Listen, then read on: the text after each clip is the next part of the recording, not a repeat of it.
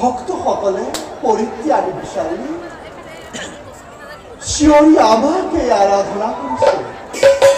হে ভক্তসকল, যুগ ধৰ্ম অনুসৰি আমি এতিয়া তোমালোকক সহায় কৰিব নোৱাৰিম।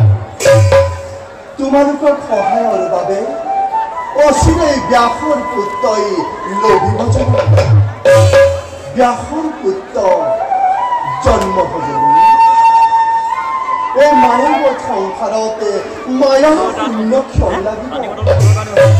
সেই ব্যাসৰ পুত্ৰৰ দ্বাৰাই কলিত জীৱন মুক্তিৰ পথ বিচাৰি পাব। ব্যাসৰ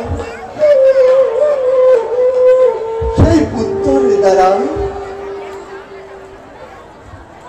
কলিত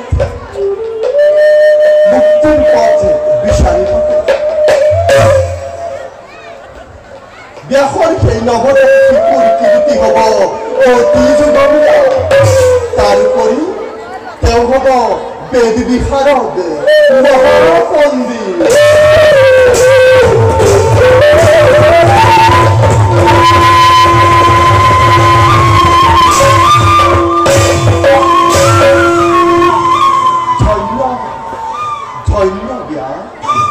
ধন্য তোমাৰ ভাজ্যাৰ গৰ্ভস্থ সন্তান। যাও দাদা বলভদ্ৰৰ লগত কিছু কথা আলোচনা কৰিম।